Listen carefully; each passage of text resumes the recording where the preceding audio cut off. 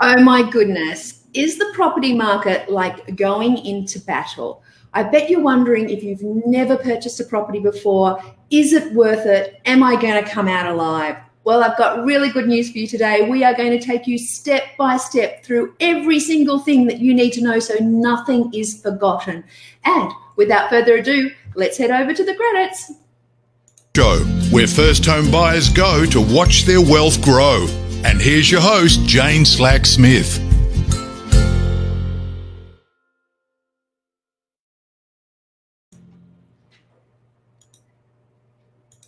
Hello, and it is Jane here, and it is so good to have you here today. We are going to be talking about all the things that you need to know when you are actually looking at purchasing a property. Now, I have a very special guest that's going to be joining us a little later, but what I want to do today is make sure that you are fully versed with all the things that you need to know, because I've often spoken to people who go into buying their first property or their first investment property, or maybe a property that they haven't purchased for 5 to 10 years, and they go in and they forget the things they need to do. Simple things like inspections. My goodness, if you miss termites, there could be over $10,000, $20,000, $30,000 in damage that you're missing out, and you may have a property that is falling down around your ears. So there's so many things that I want to cover today, but let's start off with our framework so that we can actually go through this step by step so that we make sure that we have covered everything off.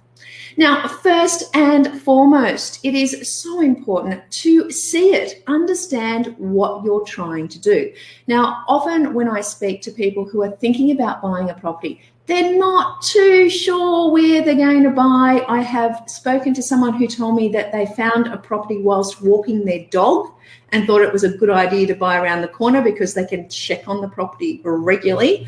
And I've also spoken to someone who rang up in a little bit of a flap, who said he was a little tradie young apprentice tradie in Melbourne. He was driving through Footscray. You could see an auction going on. He felt a bit sorry for the auctioneer because there was only 3 people there bidding. So he pulled up and he bought a unit for $250,000. Didn't even know that he needed to have the deposit available.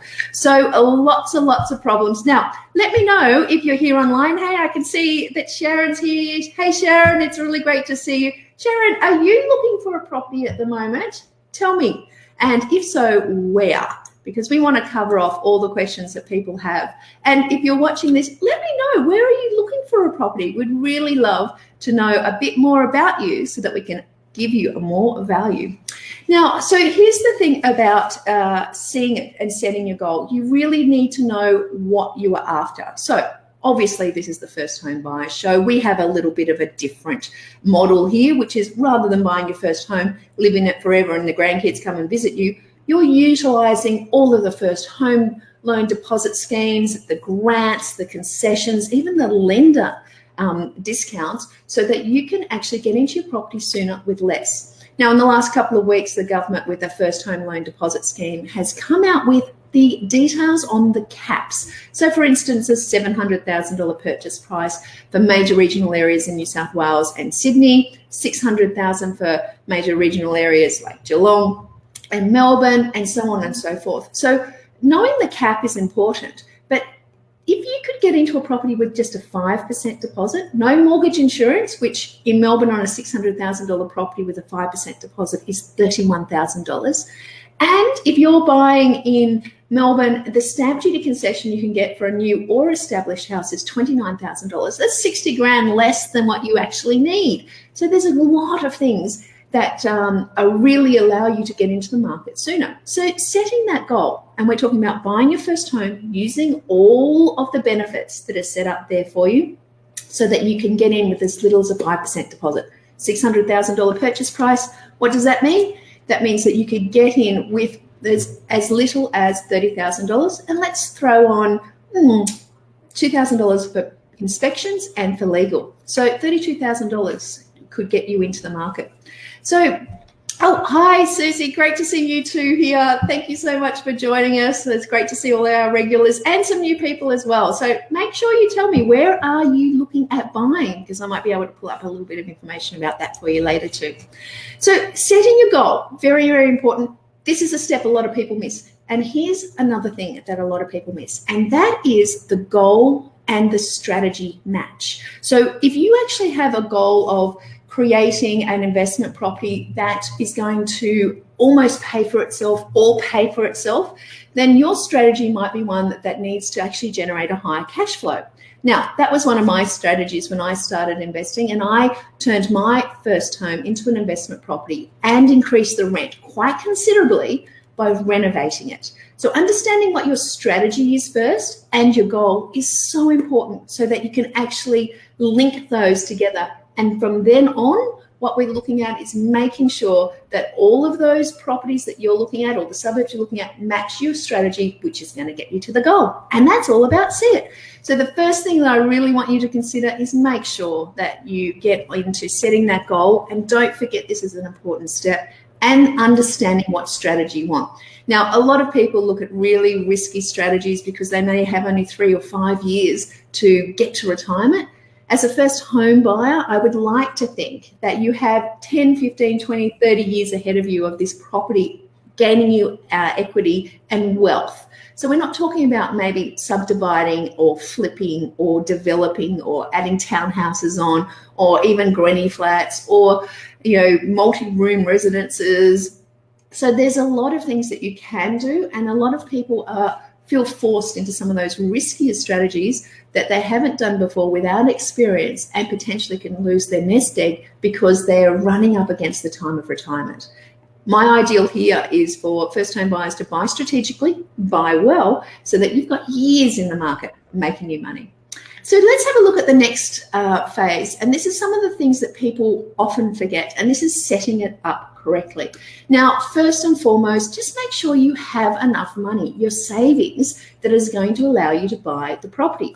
Now, the worst thing that can happen is you go and start searching for a property, you overlook the goal, you overlook your strategy, you overlook having as much money, and you're at auction, and this does happen. People put their finger up and thinking, well, I earn $80,000, $90,000, $100,000 a year. How hard could it be to get a loan? And they go to the lender after they've bought the property, only to find that they don't actually have the ability because there's a little credit hit maybe, or a problem or blemish on their credit file, or they don't quite have enough cash, or the property they've overpaid for and the lender won't give them money. So we want to make sure that you understand the steps so that you don't get this wrong. So when I'm looking at that is knowing the deposit you have so that you can actually contribute that. Now, lenders want a minimum of a 5% genuine savings. Now, what does this mean? Some lenders, this means they need to see 5% of the property purchase value in your savings account for 3 months. So if you're not ready with that, maybe it's time to not go and get a hit on your credit file and apply for a loan, but wait for the 3 months, or work with a mortgage broker who can actually assess this for you and give you a game plan. Because hitting your credit file time and time again and with inquiries when you're not quite ready is a bad thing. So a mortgage broker can work through with you and assist you in doing, assessing what you can do. The next thing that I would look at is just the cost. Understand if your borrowing capacity, what your borrowing capacity is, and once again, the mortgage broker can assist you with that. But with you knowing your borrowing capacity is one thing, which is the lenders are going to lend you. But if you think that a $1,500 a month mortgage is something you can't afford going forward, then it's really important to know that upfront before you get that property and get into trouble. Now, the reality is that after 6 to 12 months, if you take the advantage of the first home buyers schemes, concessions, and stamp duty concessions, then you're going to be moving out of that property and you're going to have rent. But if you've been living at home and you haven't been paying rent before, and all of a sudden you have a mortgage that you're paying, it may actually really hit your hip pocket. So number one, make sure you understand your deposit, how much you have. Your borrowing capacity is how much you can borrow. Those two things together are going to get you the total purchase price. But on top of that, there's other costs that you have to account for as well. Stamp duty, and depending on what state you're in, you're going to have maybe the ability to have stamp duty concessions. Now, I have here the First Home Buyer's Guide to Grants. Now, if you haven't already got a copy of this, which goes through and tells you what the stamp duty concessions are and potentially first home buyers grants in each state, and please verify this with all the links because they update regularly, go write remind below. And if you hit remind below, I'm going to send you a copy of this. And this is, as I said, updated very regularly. So what you need to know is what are the stamp duty concessions that you might be able to get. So New South Wales, no duty for new homes valued up to, so you don't have to pay any duty on homes up to $650,000, and concessions for new and established homes valued between $650,000 and $800,000. So this is something that you need to know because these are costs that you'll have to pay if you can't actually get those stamp duty concessions. So the other thing that we want to make sure that you understand is all of the things that you need to do in getting the loan. Now, don't wait until you find a property, until you get a loan. It's really important that you're assessed first. Now, for a lot of you, as you know, I am also a mortgage broker. I have Investors Choice Mortgages, and we've spoken to a lot of first home buyers in the last couple of months. And what we're finding time and time again is that the deposit is an issue. So if deposits and getting that deposit together is a problem for you, go back and watch episode 4 because we covered how you can increase your borrowing capacity, increase your deposit, reduce your costs, and increase your income. But it's really important that you understand that you need to get a pre-approval. Now, a pre-approval is essentially when a lender goes through and checks a lot of the information and makes sure that they're happy to give you the loan. But every lender is not created equally. As I mentioned before, most lenders want to see a 5% genuine savings. Some lenders will actually say, well, have you been paying rent? In actual fact, that is a lot of money that's going out. We can consider that a part of your savings. Obviously, you're going to have the cash available, at least 5% for when you do actually settle. But it's good to know that different lenders do things differently. So that's why either contact us or contact another broker who can actually walk you through what you need to know and what lender might suit you. And here's a really big mistake that people make, and that is not having a finance and strategy match.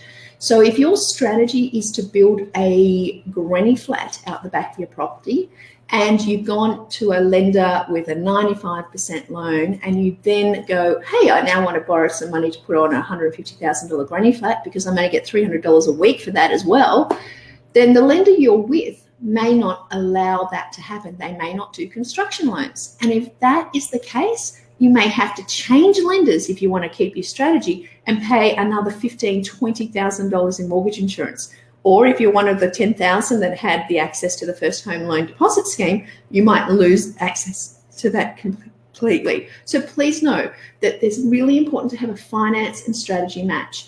Now, another strategy that you might have is that you want to be able to have the property, and let's say you buy a $400,000 property. You've done all the things that we talk about and source it to get into a really good quality area. And in 2 to 3 years' time, you want to pull out some of the equity. So let's say you want to pull out $40,000, $50,000 to maybe buy another property, buy another home, pay off your uni debts, I don't know, whatever, start a family, have a wedding, whatever that cost might be. But if you're with a lender where you've maxed out your servicing capability, or you're with a lender that won't let you get cash out, once again, you're going to have to refinance, potentially at a high cost to do that. So it's really important that you have a finance to strategy match.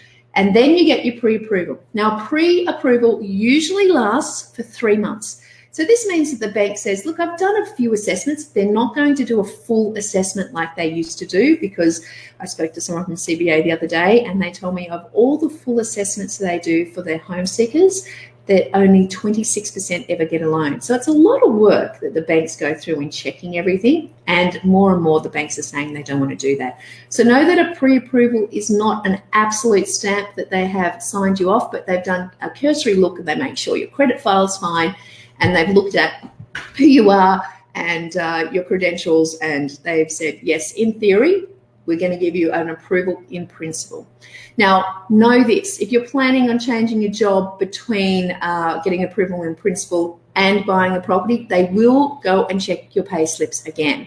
And if you're at a lender that requires a 3 or 6 month probation period to be up, that could be absolutely a game changer for you. So being with the right lender is so very important. So if anyone has actually, had a pre-approval experience, I'm interested, let me know below, if you had any issues with pre-approval. But make sure you know that when your mortgage broker does submit your loan application in, it does hit your credit file. So we don't want you to be wasting your time if you're not ready to buy.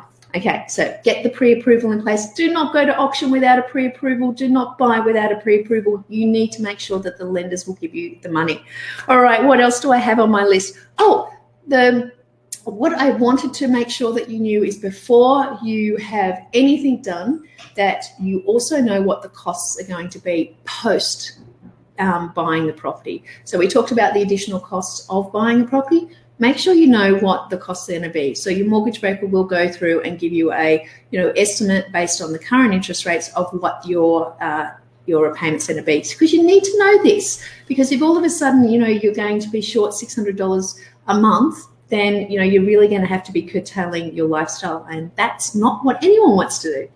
Okay, so the next step, once you have your pre-approval, you're out there and you are ready to source this property. Now, this is the exciting spot. Now, let me see where some of these people are from. So Susie's there on the Central Coast, which is fantastic. Who have we else we've got here? We've got Jan, we've got Sharon. Boo, tell me guys, where are you at the moment? Because when we're looking at sourcing a property, often where we want to buy and where we can afford to buy as first home buyers does not necessarily fit together. So what you need to know is, first of all, that borrowing capacity that your mortgage broker is going to assess for you. And once you know that, what we can then do is work out where you can afford to buy.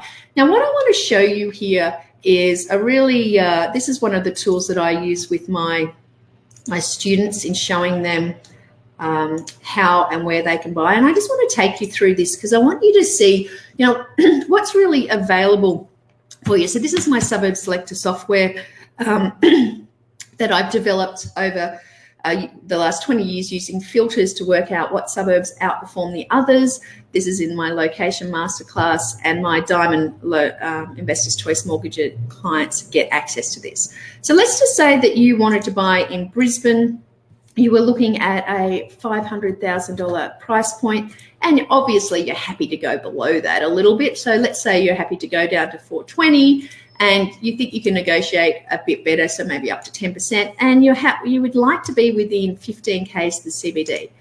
Now, what this does is just comes up with what is within your price point. Now, I want to make this clear. I do have a whole methodology of how to get to suburbs with ripple effect and the suburbs that are going to get future growth. But this is just giving you an indication of, how you might be able to use this information. So we've got all of these suburbs here that are within that kilometres from CBD and in that price point.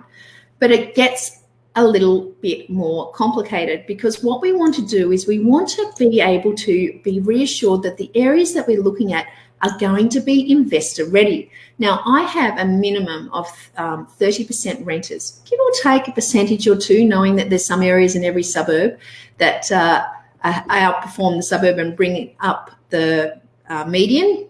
But I'm looking for at least 30% renters and a maximum of 70% renters. So this qualifies here. I'm also making sure that I have enough sales per year, like 46 sales per year. I'm looking at 4 properties per month coming on the market. I need to make a decision whether I'm willing to waste my time or spend my time looking in that type of market. And I want to make sure that I've got the right kind of yield. So this is when you are going to turn the property into an investment property.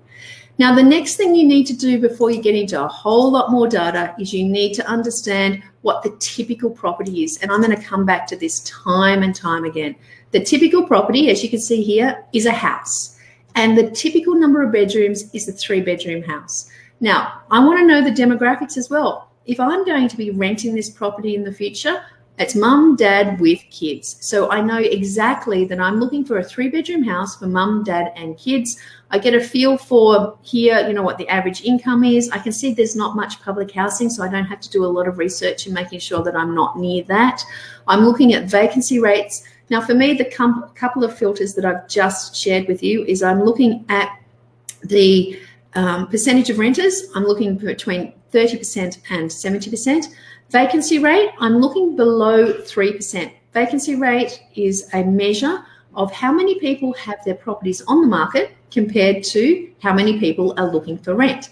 Now, it's generally accepted if it's 3%, then what we're going to see is that the 3% is going to mean that there's an equilibrium. At 2%, that means that there's more people looking than properties on the market. So we want less than 3%.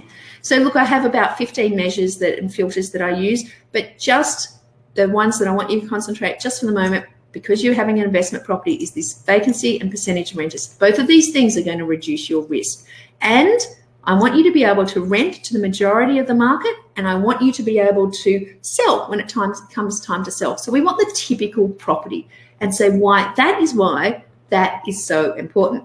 Now, one of the other things that is actually also important when we come to look at what we can do with the properties and the information is actually having an understanding of the strategy that you're employing as well. Now, I've pulled up Kedron here, so another Queensland area. So I can see here when I'm looking at Kedron, I get to have a little bit of an information and understanding of what the suburb looks like. But if your strategy is to renovate, I find this an amazing tool for me to be able to get a quick cursory look whether my strategy is going to fit. So if I say the median price is $730,000, for instance, I want to make sure that if I do a simple renovation, that I spend maybe 10% of the value of the property, that there's capacity in the area, i.e. there's properties that are renovated that are selling for at least $876,000. So what I've done there is I've said, well, what's the median? 733. And then I've said, if I spent 10% on a renovation, that would be my cost of the property and the renovation. But I want to make $2 back for every $1. So I want to make $73,000 back. That means that I need to have capacity and proof that there's sales in this top 75 percentile of the market, that is the renovated properties that we're making the assumption of, that are actually there for sale. So that means that I'm going to have to buy below 730 if I wanted to buy in this suburb and enact that strategy. Now, I'm going to go into this in a whole lot more detail later, but I just wanted you to have an understanding of the fact that there is information out there that allows you to source these properties in the right area and have that strategy match. So just as a real recap, where we are at the moment, we've gone through setting the goal. We've gone through having your goal actually match your strategy. We've gone through making sure that you have the deposit that you need, you understand your borrowing capacity and how that results into the property price that you need. Once you've done that, you need to have the finance strategy match. So if you have a fancy strategy that you want to put in place, like reduce access equity in a certain number of years, you need to be with a finance lender that is going to allow you to do that. And obviously a mortgage broker will help you on that. Now, the other thing that you need to do is then move on to understanding the costs that you're going to have. So all of the costs of the purchase and understanding the cost once you've purchased the property and the cost once you turn it into an investment property.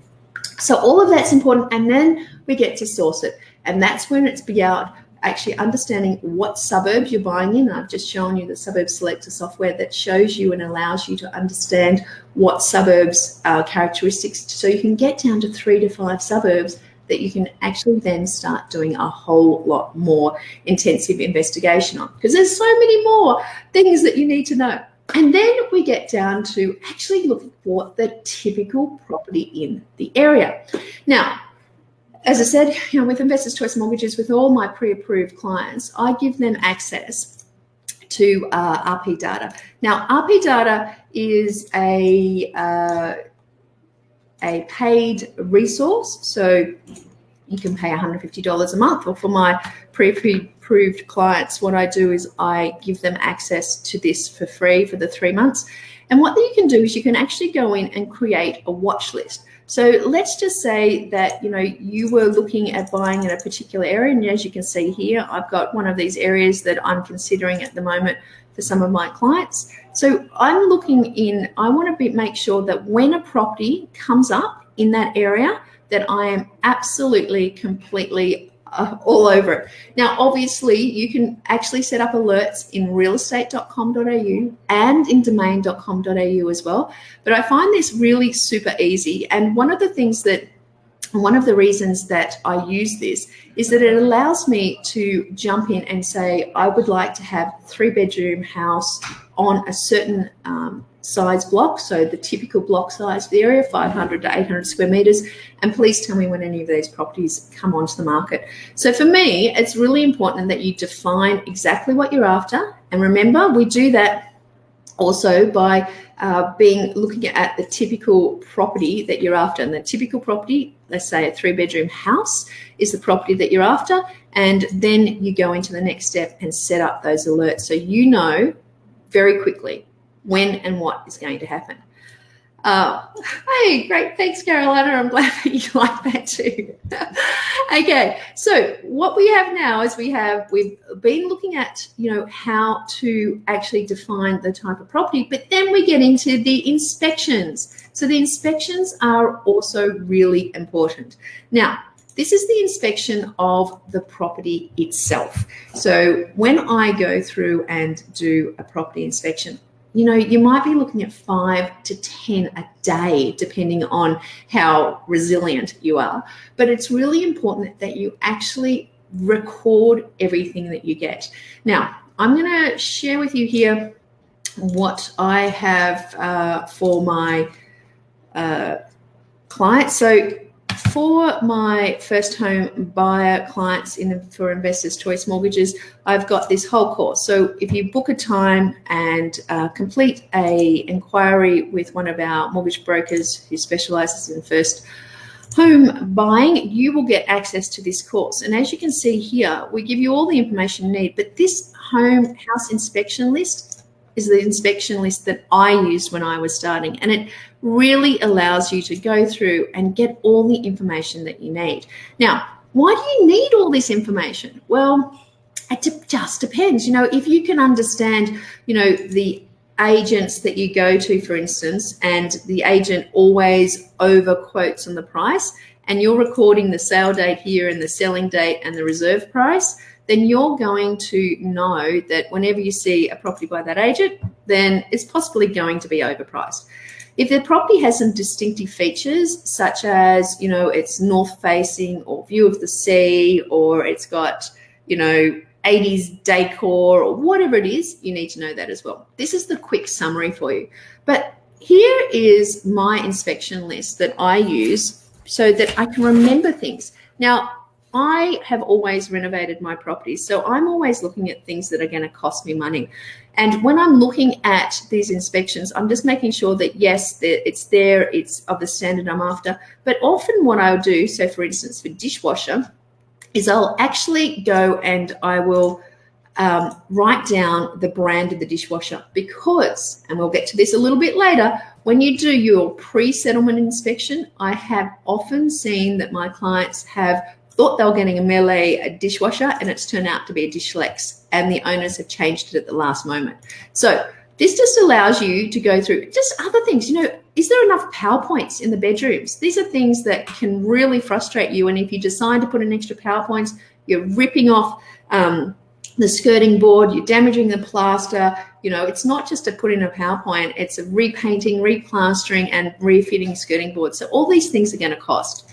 And the external inspection, now these external inspections is just making sure that you understand maybe the property has gas or it doesn't have gas, or you want to see for maybe depreciation purposes how old it is. You want to see, is there anything around the property itself which could create a problem? So are the footings concrete? Just understand what is going on, which means that you're prompting you to look under the property. And just get an understanding also, is there a heritage zone in the area? These questions are things that you can do when you leave the property, but it just gives you a really quick overview. Now, I have used this for years and years and years, and these inspection checklists that I've used, I've had collated them into a expander file, by suburb usually, and then often by unrenovated and renovated. And for every unrenovated property that I've looked at, I might look at my 8, 9 of those to purchase. I'll go and have a look at a renovated one to look at the standard of what the renovation is. And I'll also go and have a look at a rental property to see what is on the market for my competition in the future. So these are all important things that you should note down. This inspection checklist or creating one of your own is really, really important, because it's going to get you to the next level of understanding what are the things that you could miss. Because if you miss any of these, you could actually have a whole bigger problem. Now, when you do start inspecting the properties, I suggest that what you do is you go through and you create your own little spreadsheet. So I've done this here, what the sale price was, what the number and the street number is. And you can see here, I've set down, I know that 3-bedroom houses are the most typical properties. So I've set down here 3-bedroom properties. Now, this is a spreadsheet from one of my mentoring students, and I'll show you a little bit later how she's used it. But she's gone through all of this sale data, she's number of bathrooms, parking, and you can see here that there's actually, there was actually filters in place that she's then removed. So if I have a look at all the properties that she's gone and had a look at, so these are all the properties that have 3-bedroom properties that have sold. Now, she knows that she doesn't want to have a pool, and she's not even going to compare anything that has a pool in it. So we're going to say no pool. And we know that she wants to make sure that she gets the typical property, which she believes is a brick or a brick rendered property. So we're just going to have a look at those. Now, the other thing that she's done here is she's looked at where is it facing? Is it east, northwesterly, south? Because there's some preferences, and sale prices often reflect that. And she's also gone to this extra detail. And, I love this detail. And this is the kind of things that I'm going to show you when we go into the source it section in a lot more detail than the First Home Buyer Show coming up in the future. But this detail really allows you to look at, let's just say the section of the suburb might be when you start reading the advertisements and they're saying in the blue chip area or in the golden triangle or on the preferred northern side of the freeway. That could be one section. There could also be one section that has like the older style properties, so the prices will reflect that. So this is what she has done, and this is what you could do. As you can see here also, we've got the roads. So some roads are busier than others, and she's just ranked them from 1 to 3. And then she's got the sale date. Now, this allows you to quickly get all the information and all the sale information that you need. Now, as I said before, let me find my screen here. You can actually go through and use RP data. And if you put in a suburb here and had a look at, we talked about Kedron, for instance, had a look at Kedron, you can actually pull up all the sales data over time, and that's going to give you the data that you can put into the spreadsheet. You don't actually have to go out and do it all yourself. Now, remember, we would be looking at just the 3-bedroom houses that are the typical property for the area. So it's really important that you're comparing like with like. And that's when we come up with here, the sales data. So we can see here in the last 6 months, this many properties, 34 properties have sold. I can take that information, I can export, edit all it, and provide myself with the basis for this spreadsheet.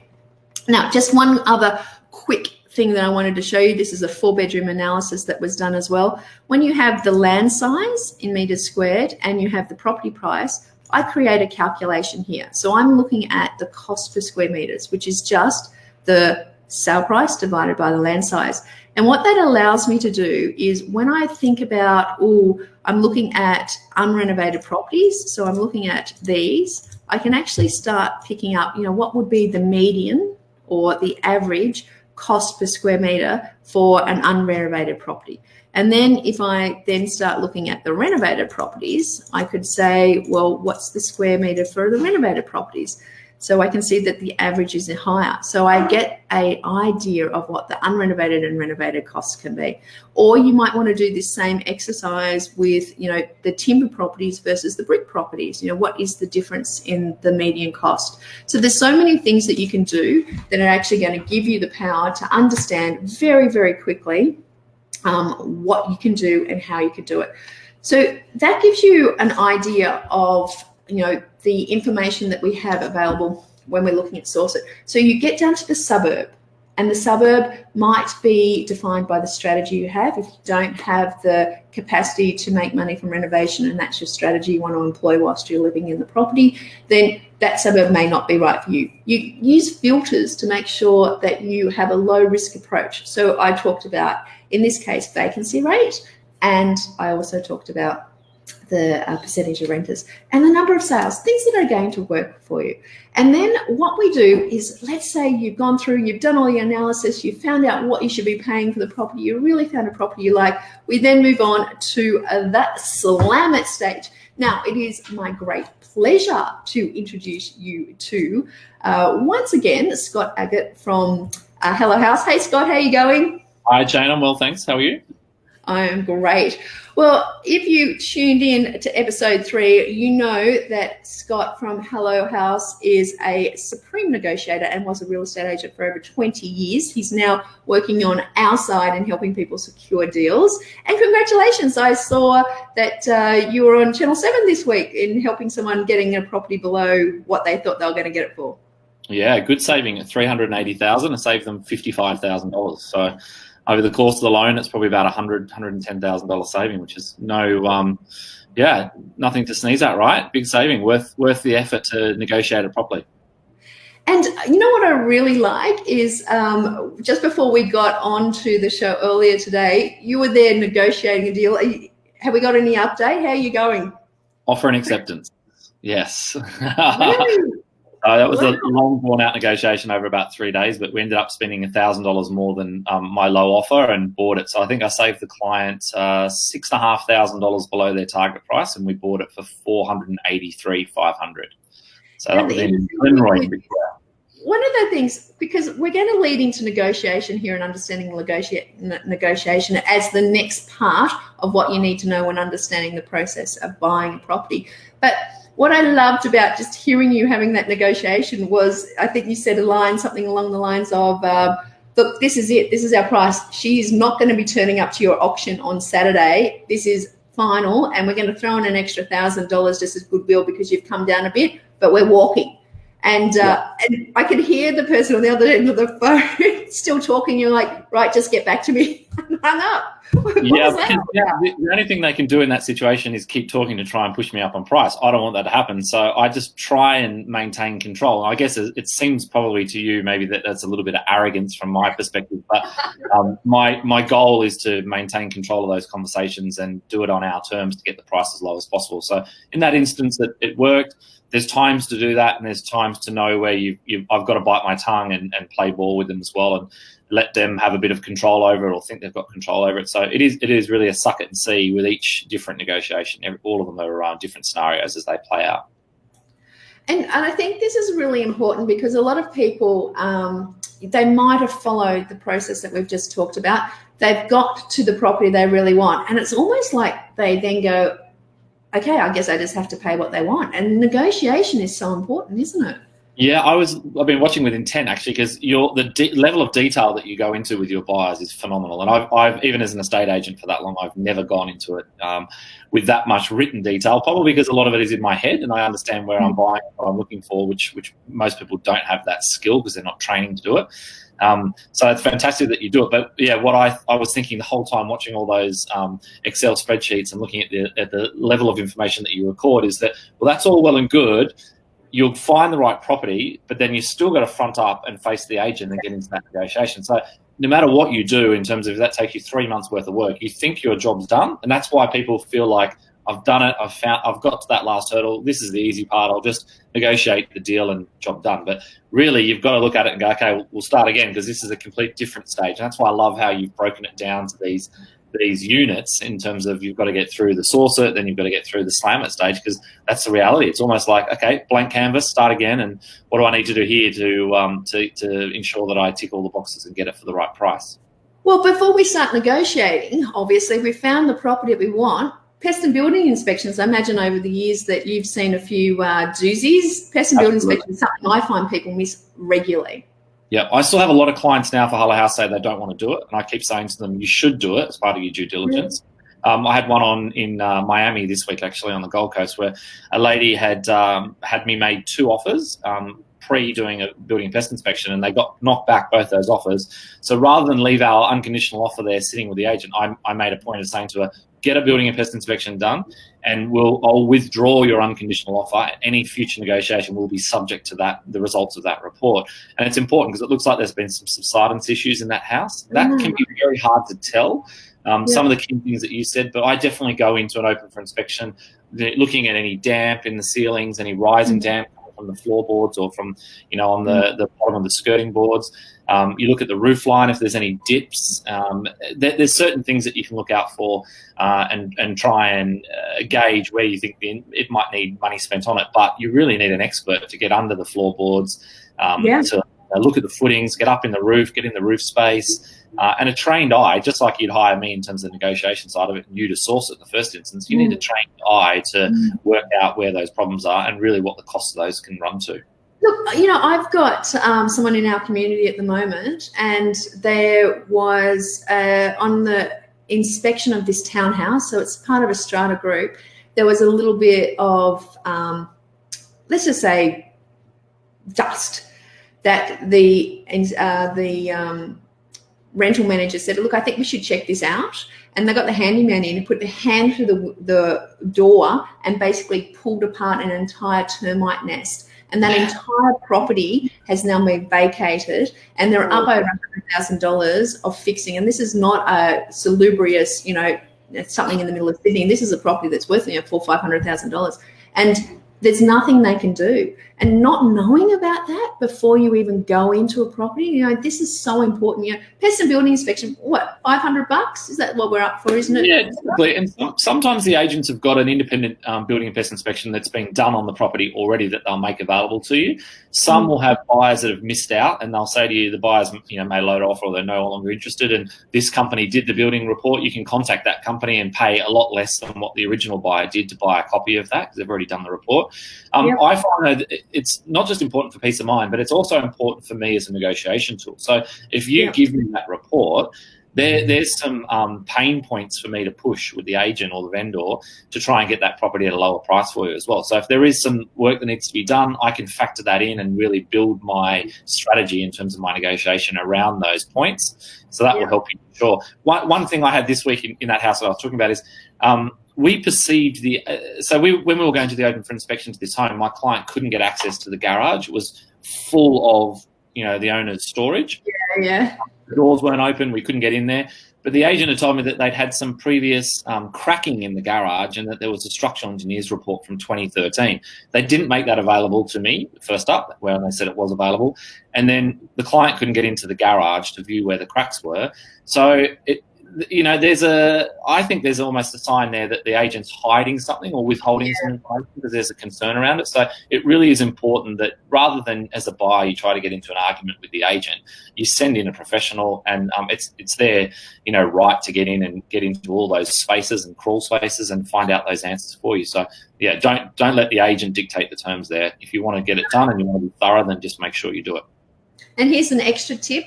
Don't let the agent walk through with the pest and building inspector either, because we can use some of the information they find as negotiation tools. So I know we had an offering on 3 properties in Sydney at one stage. Our offers had conditions in them, and one of the conditions was that it was subject to an acceptable pest and building inspection to us. So when we rang up and we got the deal on one of the other properties and rang up and said, we're not going ahead with this, the agent said, well, what's the problem? I said, we're pulling out based on pest and building inspection. And they said, but I walked through with the guy, there's nothing wrong. I'm like, dang it, you weren't supposed to, because the pest and building inspector is your person. It is not the agent's person. So they have to respectfully ask, in my opinion, for the agent not to accompany them, because you can lose some negotiation powers in that respect. So the other thing to remember though on the flip side of that is as well, the building and pest guys want to justify their fee. And I think this is really important because this comes up all the time with buyers when I'm dealing with it, and has done for 20 years. They'll find tons of things wrong with the property because most properties aren't brand new. So there's going to be some form of wear and tear on the property like it is when you buy a second-hand car. So you've got to expect them to come up with some negatives. That shouldn't necessarily dictate where you offer your price. So, often I get green buyers will come back to me and say, oh, well, there's some movement here. Evidence of termites in Sydney? Like, have we ever seen an inspection in Sydney that hasn't had evidence of past termites? Yeah. And it's a 30-year-old house. So, of course, there's some cracking, there's some movement. Every house does over time. Yeah. So you can't use that to say, well, I want $50,000 off the price because there's some cracking there. So you have to look at these reports and maybe just take it not so much on face value and really think about whether or not you will do the work to rectify those problems at all during your ownership, whether the next buyer potentially will hang you on that in terms of the sale price, and whether it impacts on your enjoyment of the property while you own it too. Exactly. Well, okay, so pest and building inspections, one of the first things we need to do. But here's another thing that I often get people skip, and that is getting your conveyancer or solicitor to review the contract. Now, often in the contract, and we're talking, I don't know if you've read one recently, Scott, but you're probably across this, but I sometimes look through contracts and you're finding these funny little clauses, and it might be something around the fact that if you're delayed in settlement by a few days, and let's face it, it often happens with some of the lenders losing documentation, etc., or it can happen, it doesn't often happen, but they could have you up for like a 10% or 15% kind of cost. So just there's some of these little things that are in the contracts that are important to note. I mean, some of them are actually more extravagant than that. If you've seen anything that you've seen come across a contract that has really worried you in the past? Look, penalty interest, which is the one you just said to me, is a constant one. So I know in New South Wales for the standard real estate contracts that most solicitors would put forward on behalf of the seller, as a buyer or the buyer solicitor, you'd go through and there's probably 5 or 6 things you just cross out straight away as a negotiation. So the sellers are trying certain things on to get the most favourable terms for their client, and the buyer obviously wants the fairest terms, really. So you definitely need a conveyancer with a trained eye to go through it, just like the building and pest inspection, and to analyse where those negatives could be or those penalties could be hiding or lurking, and then even those out so that you've got a fair contract.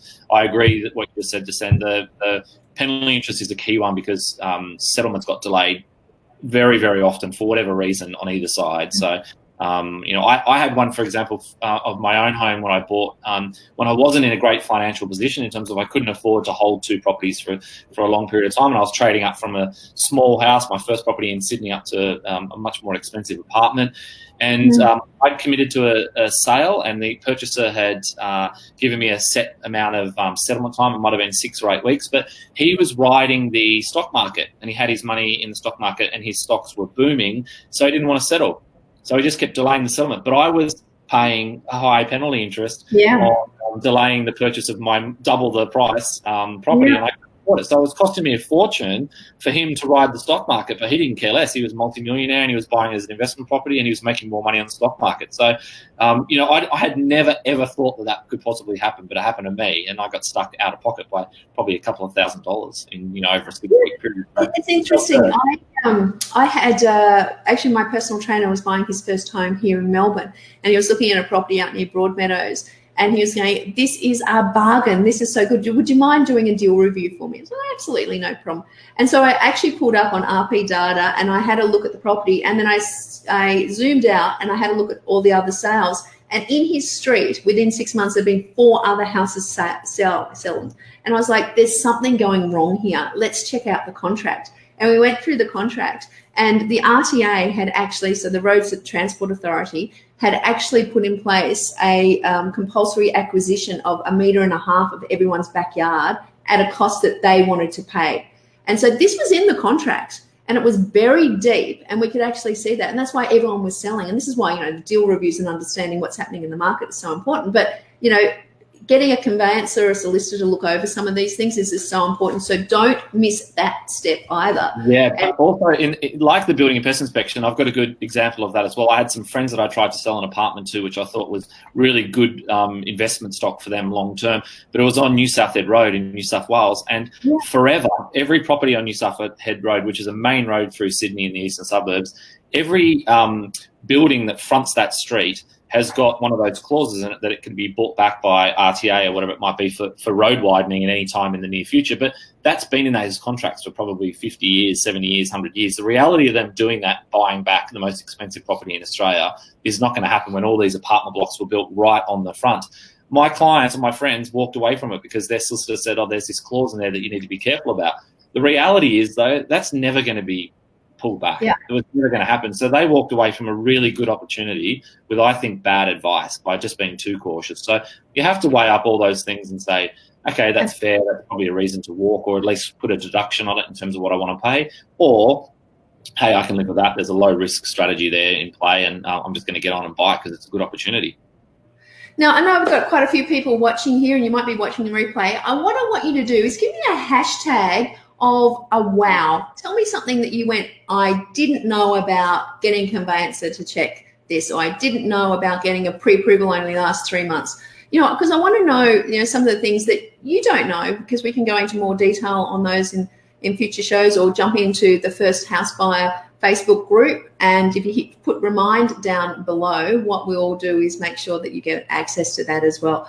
But it's really important, I find, Scott, is that, just knowing this process. So we've just talked about things that some people may not know about, pest and building inspections, getting the conveyancer to check the contract. Now, if your strategy is to potentially subdivide in the future, the worst thing that you can happen, and I've had this happen to a client, that they've bought on a 790 metre squared block, and to have a dual residence in Brisbane, they needed 800 square metres. So they didn't check with council first. So that's just another thing. If you are looking at doing something in the future, please make sure that you understand what the council requirements are. It might mean that you need a 12 metre frontage to be able to put in a block of units in 5 years' time, which might be your plan, and you've only got 10 metres. Or it might be that in Victoria you can't do granny flats. It's just I've got a couple of good examples of what I've gone through recently on the Gold Coast, having moved up here from Sydney. One of them was the council have changed the planning code here recently. So exactly what your point was just then, it was 800 metres to subdivide a block into 2 villas. That's now 900 metres. So it's changed, and it's only changed recently. There's no song and dance about that openly in the marketplace. So unless you know that, if you're going on what you perceived is the right answer, then you're going to be badly misled in that regard. Second thing was, I got burnt last year or the year before with buying a property that had a slightly diminished waterfront. Both houses either side of me had a jetty. I thought I'd be able to put a jetty in there without any problems whatsoever. The agent said to me, it shouldn't be any problem getting a jetty. I spoke to the neighbour on the left-hand side. He had an old jetty, which was illegal now. And he said to me, that's fine. I'll knock mine down and we'll put a joint one on our boundary line. We'll have a finger wharf that we share together. The council will be fine with that. I went ahead with confidence and bought the property, did a full renovation, basically knocked down the house and built our dream house there to sell. And I couldn't get it through council, the jetty. So I pushed, and there was no way. And it was to do with the fact that the water line at low tide was too low. The one on the left-hand side of me was an old illegal one, which never would be permitted today. And the one on the right of me was illegal. So if I had gone and complained about the one on the right, there may have been a shot that I could have done it, but I would have had to ruin that relationship and made a big song and dance and possibly have gone to court. I had an offer on the first weekend of that property of $2.65 million, subject to getting the jetty approved. I couldn't get it approved. I knew I couldn't. It took me 3 months, and I sold it for $2.15 million. So it cost me $500,000 last year. And that's by not knowing before you buy what you can do. Yeah. Not checking, and it's my own mistake, but it's one of those things where I just assumed, and I did like 3 different checks, but I didn't do enough. I needed to probably get counsel out there, and that may have stopped me from buying the property in terms of the timing of it. I might have missed it anyway through competition, but I should have still done it, and you just got to do your due diligence. So, it's very important to get it done. We've got tips here. So Susie says that she loves the tip about not getting the agent to go through with the pest inspection. And plus the conveyancer, looking at the contract, didn't know about that, and hidden clauses and negotiation. Scott, does Scott look over the contract we're negotiating? So Scott, your role with Hello House is a negotiator. Do you want to just give people a little bit, because we're about to get into offering with clauses and negotiation, a little bit about what Hello House does? But just to remind you, the First Home Buyers group, Facebook group, if you get over there, First House Buyer, and I'll put the link above. But if you get over there and jump in there, Scott's going to be in there answering questions when you need some questions about negotiation. But Scott, tell us a bit about Hello House, because I think it's such an innovative technique and a thing that you do that I have never seen anyone else in Australia do. Cool. Okay. Well, what I do is I allow people like yourself and your customers here to go out and find their own property. They do their own due diligence, so they research what they want to pay. they come to me, and hopefully they've done the building and pest inspection or evaluation, or even have the contract read at this point already. To answer the question there, I will get involved and read the contract, but I'm not a trained solicitor or conveyancer, so I always will refer them back to their own solicitor or conveyancer to do that check. Once you've found the property, I ask you to set me a target price, which is your maximum walkaway price. I then get involved and I handle all the negotiation with the agent. It's a completely transparent service, so I've got to show you that I've made a saving below that target price that you set me. Otherwise, the fee is free. I don't charge anything at all if I can't save you money. Whatever I do save you, I take 15% of the savings made below that target price. So if I save you $50,000 less, then I take 15% of the $50,000. So on average at the moment across Australia, my average purchase price I worked out yesterday is $1.18 million. My clients, my average saving below the target price that my client set me is $21,000, which equates to 1.77%. So it costs you absolutely nothing to use the service, and on average, I'm saving 1.77%. So it's a hell of a lot of money to risk not using a professional negotiator, I think. And just confirming that you do not have to be buying a property over $1 million to not use. At all. No. The service works exactly the same at $200,000 as it does at $20 million. It makes absolutely no difference. We talked about a player who was buying in Sydney, didn't we? 1-bedroom unit that you helped as well.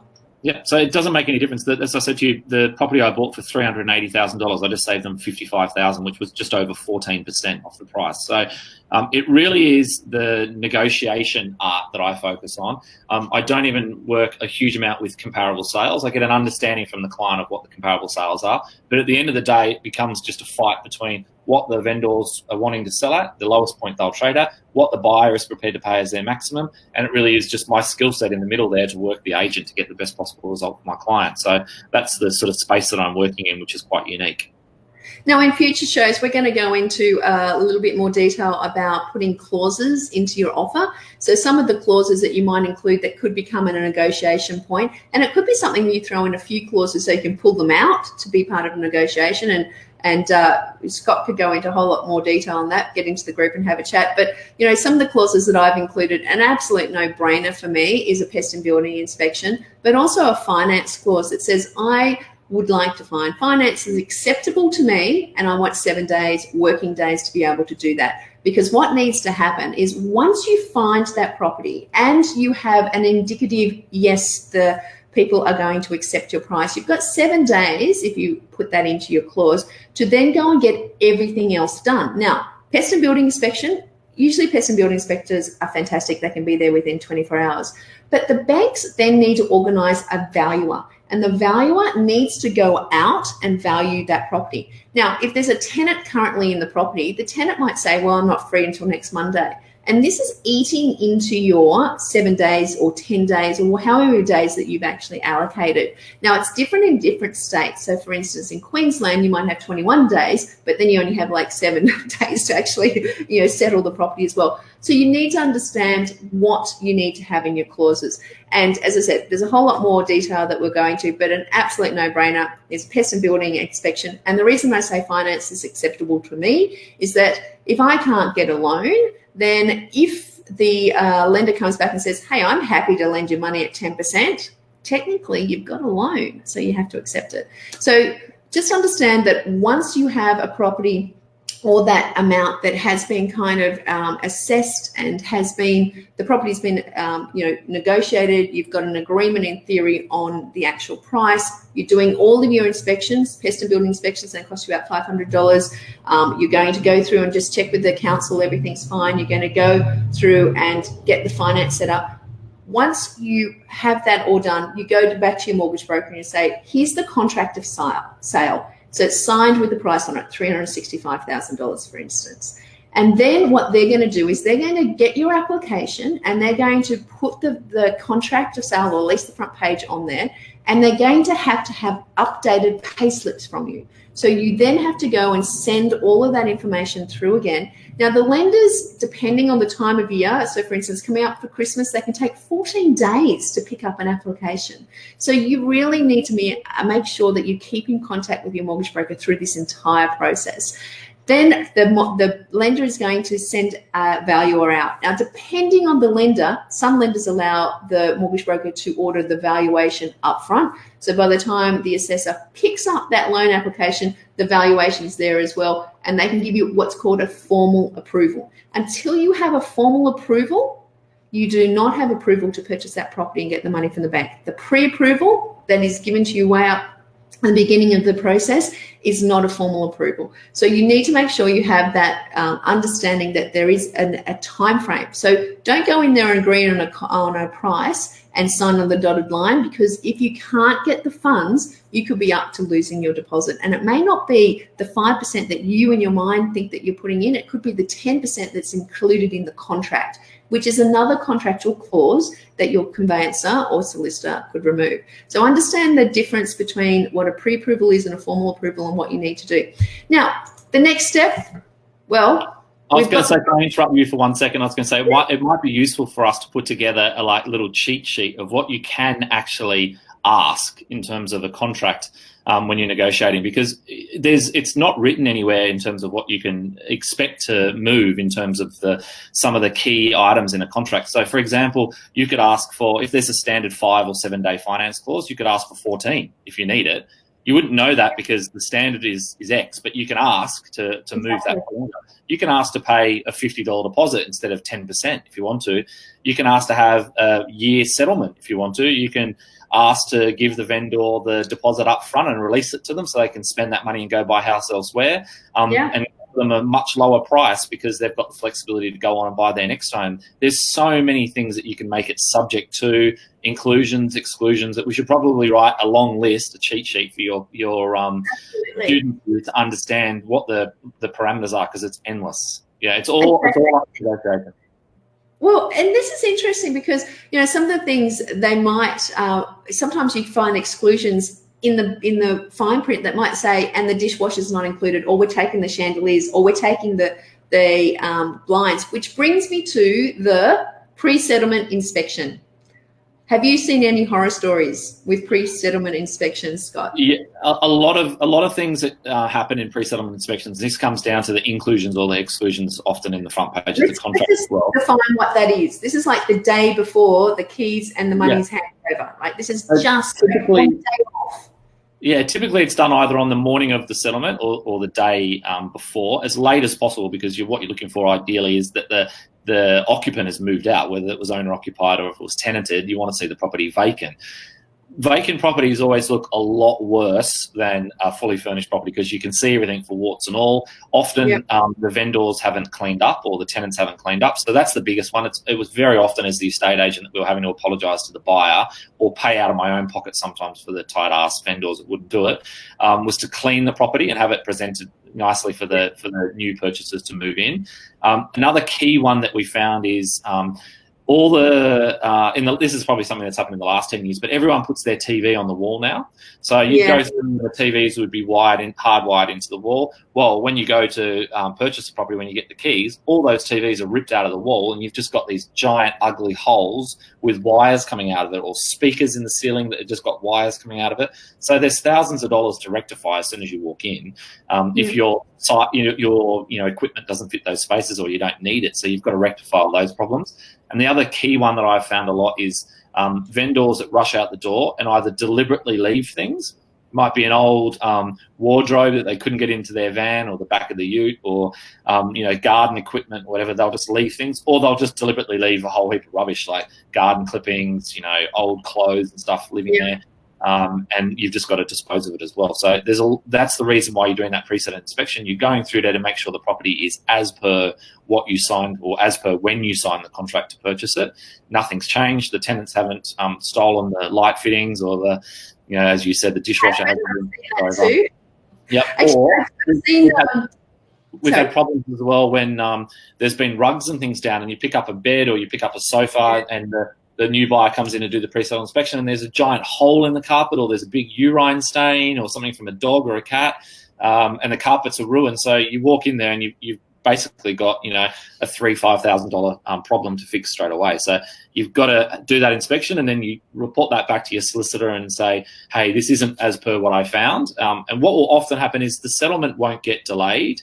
most good solicitors will negotiate a deposit to be held on the property, and it might be $1,000 until the property's been cleaned by the outgoing owner, or $1,000 until all those items have been removed, or they agree a deduction on the sale price, the final price, for a share cost of the replacement of the carpet in that instance if there was damage done. So that's what you want your solicitor to do. Or if there's nothing wrong, you just give them the thumbs up and you get the keys that afternoon and off you go. So some of the things that I've seen, I had one Investors Choice Mortgage client who I kept insisting, you need to make sure that you do this pre-settlement inspection.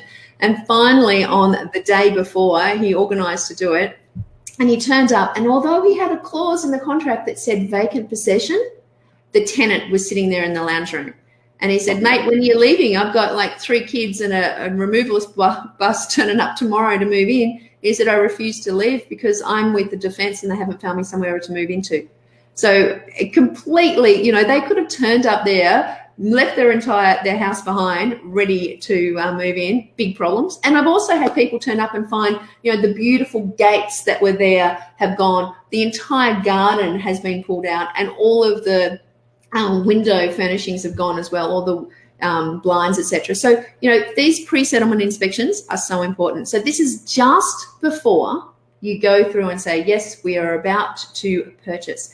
So I just want to come back a little bit here, Scott, because I wanted to make sure you understand when the money gets handed over as well, because often when we get to inspections, we find we get to settlement, we find that a lot of our clients are not particularly ready. So we go through a very long checklist of what you have to do when, but still some people miss it. So let's just explain, when you are putting in an offer on a property, often, as Scott said, you might put in $50,000, $1,000 to hold the property whilst you're actually doing your 7, 10, 14-day inspections.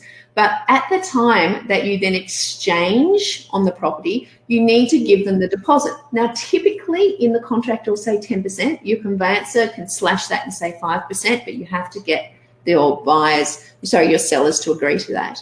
But at that stage, you are going to have to hand over a check. And if you're at auction, you have to have this agreed to beforehand that they'll accept 5% when the hammer falls at auction. So you have to have the 5% available. Now, if you are at auction, you're not going to be hanging around with $25,000 in your pocket. So often what you can do is write a check and, say that you're going to make good on Monday, or you turn up with the bank check on the Monday. But, you need to make sure that you understand when the dollars have to be handed over. So 5% will be needed for, let's say, the deposit for the exchange. Now, typically 6 weeks later is when you settle the property. Now, often what I find is your solicitor or your conveyancer, about a day out from settlement, will go, oh, by the way, I need a bank check for the remaining 10% or whatever it is that you were fronting up with, that the bank is it. So if you get a 90% loan and you've agreed to put down a 5% deposit, you need to put down another 5% to put in your portion. And you might need to put in a few extra other costs, cover the solicitor, cover, exchanges, stamp duties, etc. So all of that, often what we find is the conveyancer solicitor will tell you in an inconvenient period of time beforehand. So that's why we want to make sure, 5 days out with our clients, we're always talking to them about the fact that they need to make sure that they know that the money has to be ready, and they should be checking how much the money is. So often we go back to the solicitor and we try to get from them the exact amount of money so they can get a bank check. Because getting a bank check, A, can be expensive, but B, inconvenient if you're traveling or if you're working. So just know that that's when the numbers come up. With the exchange, a lot of exchanges these days are electronic. It just means all the banks go through, all the funds go through at once. But it's important to understand when you need to put your cash in. So make sure that settlement doesn't fall over, because that's the last thing that we want, isn't it? Yeah, there's a couple of things to pick up on there. The first one is when you're exchanging contracts in New South Wales, for example, it's different in different states, but you can pay a 5% or whatever you negotiate in terms of the deposit size. and you can pay it by EFT transfer, or you can do it however, you can transfer the money straight to their account, or you can do it by bank check or private check. But what you pay, or what you agree to exchange on, if it goes unconditional, if you don't complete that sale and you withdraw for whatever reason, not only are you liable for the deposit that you've agreed to pay, which you'll lose, but you're also liable for it to be topped up to the full 10%. In addition to that, they can sue you for all of their costs incurred in terms of reselling that property, plus the difference in the sale price between what they had contractually agreed to sell to you versus what they sell it to the next person for. So even though you do negotiate a smaller deposit size, in certain states, just be wary that you're going to be responsible for the full 10%. And that's key to understand. You can't enter into these contracts thinking it's only cost me $100 or it's only cost me $2,000. If you sign a dotted line and it goes unconditional, then it's going to cost you a hell of a lot more, and possibly some huge, legal risks beyond that. The other one, another little good tip, just a fun tip for you that we used to love on auction days as an estate agent, is when you're bidding at auction, so many of our clients would turn up with a bank check with the number, or they tell you the number via their solicitor as to what they were prepared to spend 10% of. So let's say, for example, it was going to auction and it was $500,000. They'd turn up with a check for $55,000 or whatever, and you'd know that, okay, well, you're going to bid up to $55,000. So if you're going to turn up to auction, don't tell the agents what the amount is by doing that. Ask your solicitor to agree terms to a set figure. So if it's say they're quoting $500,000 plus, agree to a $45,000 check, and you'll top up any balance that's required. Plus or minus that can be refunded, or that they on Monday, or it's just agreed that whatever the final sale price is, the $45,000 check covers the deposit is good enough for it. So that's a key one. And that's another clause that would go into your contract. So important to make sure you get that solicitor involved right up front and make sure those go in. Well, I think we've covered so many things, Scott. I really appreciate you coming on and helping us get through that. As I said, over in the First House Buyer Facebook page, Scott's there to answer any questions. We'll get our heads together, Scott, and come up with some clauses and things that people might want to include. And I'm sure we'll be talking to you again real soon. Thanks very much for having me. Have a nice day. Okay, see you later. Well, guys, that is the First Home Buyer Show for the week. I'm going to do now a really speedy recap of the First Home Buyer Show so that you can know exactly the process that you need to follow. So the speedy recap of the First Home Buyer Show about the process of buying a property. First of all, number one thing you cannot miss is actually understand what your goal is. What are you trying to achieve? And then understand what your strategy is. Because if you don't know your strategy and you come up with it midway through the process, you could be looking in the wrong suburb or buying the wrong property. And then understand when we get to set it exactly what you need to have available to you. So the deposit available to you, and then have a mortgage broker go through and do your borrowing capacity so you understand what your purchase price is. Then it's really important that if you are ready, you get a pre-approval. Now, a pre-approval typically lasts for 3 months. This is a cursory look by a lender over your situation. It is not a formal approval. And when you get and find the property, the valuer is sent out from the bank, and it's only then that you get a formal approval and a formal agreement that the lender will give you the money. So they will require at that stage new pay slips as well. So make sure you don't change your job between your pre-approval and when you actually find the property. Now, the other thing is understand what the first home buyer grants and concessions, and even if you're eligible for the first home loan deposit scheme. Now, as a mortgage broker, we make sure that we can facilitate all that paperwork for you. But if you don't know what you're looking for, find someone who can assist you to do it, because you don't want to miss out on those concessions and grants. And the other thing is then you get the fun part of actually sourcing the property and finding it.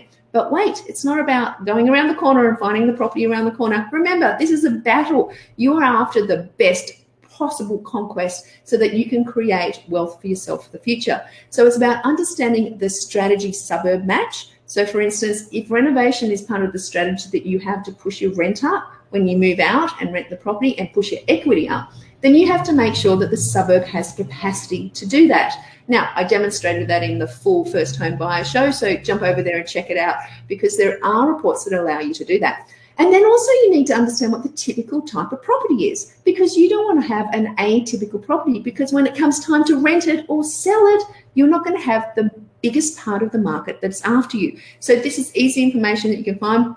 Once again, I demonstrated the suburb selector software that we've developed to assist our clients in being able to find those kind of information. But this is stuff that you can go and research online yourself. Go to the census, you can go to different research hubs, and we'll share that with you in future episodes where you can go and find all the information for free. Now, the other thing is just choose 3 to 5 suburbs, get to know them intimately, and get to understand that market. And then make sure you concentrate on the typical property and set alerts up. So get into domain.com.au, realestate.com.au, or, if you're one of our clients, when you've got pre-approval, we actually pay the $150 a month for RP data core logic for you, so you can get in and not just do the searches, but you can also create valuation documents on any property in Australia and check out what your neighbour paid.